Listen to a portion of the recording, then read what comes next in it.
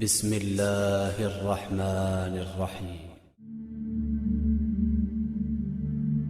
صالح علیہ السلام قوم سمود کی طرف رسول بنا کر بھیجے گئے۔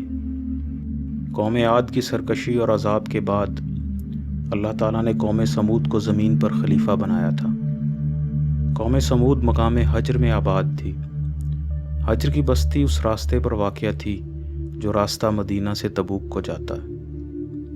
یہ لوگ پہاڑوں کو تراش کر مضبوط مکانات بناتے تھے تاکہ خطرات کی صورت میں وہاں امن سے رہ سکیں۔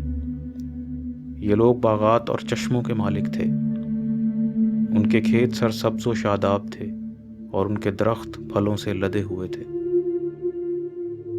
صالح علیہ السلام نے جب قوم سمود سے کہا اللہ کی عبادت کرو، اس کے سوا کوئی تمہارا اللہ نہیں، اس نے تمہیں پیدا کیا، اس نے تمہیں زمین پر خلیفہ کیا، اس سے معافی مانگو، وہ بہت قریب ہے اور دعا قبول کرنے والا ہے۔ تو قوم سمود نے کہا اے صالح، تم سے تو ہمیں بڑی امیدیں تھیں، تم تو بڑے سمجھدار تھے، اب تمہیں کیا ہو گیا ہے کہ ان ہستیوں کی عبادت سے ہمیں روکتے ہو جن کی عبادت ہمارے آباء و اجداد کیا کرتے تھے۔ صالح علیہ السلام نے کہا میں اپنے رب کی طرف سے دلیل پر قائم ہوں، اس نے مجھے رحمت سے نوازا ہے، اگر میں اس کی نافرمانی کروں تو مجھے اس کے عذاب سے کون بچائے گا؟ بتاؤ کون میری مدد کرے گا؟ میں اللہ کی طرف سے رسول بنا کر بھیجا گیا ہوں، میں تم سے کوئی اجرت نہیں مانگتا، میری اجرت تو اللہ تعالیٰ کے ذمہ ہے۔ ذرا سوچو، کیا تم باغات، چشموں اور کھیتوں سے فائدہ اٹھانے کے لیے ہمیشہ زندہ رہو گے؟ قوم سمود نے کہا اے صالح، تم پر کسی نے جادو کر دیا ہے، تم تو ہمارے ہی جیسے آدمی ہو، تم رسول کیسے ہو سکتے ہو؟ کیا ہم اپنے ہی جیسے ایک آدمی کی پیروی کریں؟ اگر ہم نے ایسا کیا تو ہم گمراہ ہو جائیں گے۔ اگر تم سچے ہو تو کوئی دلیل پیش کرو۔ پھر قوم سمود نے صالح علیہ السلام سے معجزہ طلب کیا، یعنی ان کے رسول ہونے کی دلیل مانگی۔ روایت میں ہے کہ قوم سمود کے ایک سردار نے کہا کہ پہاڑ سے ایک اونٹنی نکالیں، اگر ایسا ہو گیا تو ہم آپ پر ایمان لے آئیں گے۔ صالح علیہ السلام نے اللہ تعالیٰ سے دعا کی اور پھر ایسا ہی ہوا۔ ایک پہاڑ شق ہوا اور اس میں سے اونٹنی نکل آئی۔ اونٹنی کا ظہور ایک معجزہ تھا جو قوم سمود نے طلب کیا تھا، اور یہی معجزہ قوم سمود کے لیے آزمائش بن گیا۔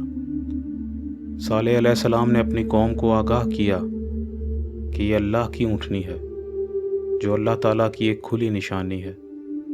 یہ اللہ کی زمین میں سے جہاں سے چاہے کھائے اور جہاں سے چاہے پانی پیے، اور جس دن یہ پانی پیے گی اس دن تم اپنے جانوروں کو پانی نہیں پلاؤ گے۔ یاد رکھو، اللہ کی اونٹنی کو نقصان نہ پہنچانا ورنہ تم عذاب میں گرفتار ہو جاؤ گے۔ اس تنبیہ کے باوجود قوم سمود کی سرکشی میں کوئی کمی واقع نہ ہوئی۔ اونٹنی کا وجود انہیں ہر وقت چبھتا رہتا تھا۔ قوم کے لوگوں نے ایک بدبخت شخص کو اس اونٹنی کے قتل پر ابھارا۔ صالح علیہ السلام ان کے ارادوں کو بھانپ رہے تھے، سو انہوں نے قوم کے لوگوں کو بار بار تنبیہ کی کہ وہ اللہ کی اونٹنی ہے، اسے نقصان مت پہنچانا ورنہ تم لوگ عذاب سے دوچار ہو جاؤ گے۔ لیکن وہ کب ماننے والے تھے؟ عذاب ان کے سر پر منڈلا رہا تھا، مگر وہ اس بات سے غافل تھے۔ آخرکار اس بدبخت شخص نے حملہ کر کے اس اونٹنی کی ٹانگیں کاٹ دیں۔ قوم کے لوگ بھی اس کام میں اس کے شریک تھے۔ تب صالح علیہ السلام نے قوم سمود سے کہا اب تم لوگ 3 دن اپنے گھروں میں رہ لو، 3 دن بعد اللہ کا عذاب نازل ہوگا، یہ اللہ کا وعدہ ہے۔ صالح علیہ السلام جب وہاں سے رخصت ہونے لگے تو آخری بار اپنی قوم سے مخاطب ہوئے اے میری قوم، میں نے اپنے رب کے احکام تمہیں پہنچا دیے، میں نے تمہاری خیر خواہی کی مگر تم نے میری خیر خواہی کو پسند نہیں کیا، یہی وجہ ہے کہ اب تم عذاب الہی میں گرفتار ہونے والے ہو۔ پھر 3 دن بعد ایک زوردار چنگھاڑ سنائی دی۔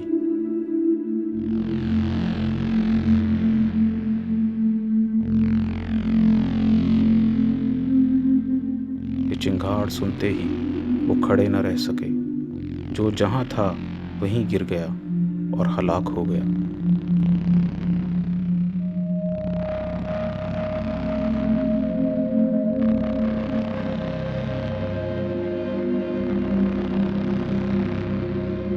عذاب الہی نے انہیں یوں نیست و نابود کر دیا کہ ان کے محل اور قلعے سب ویران رہ گئے۔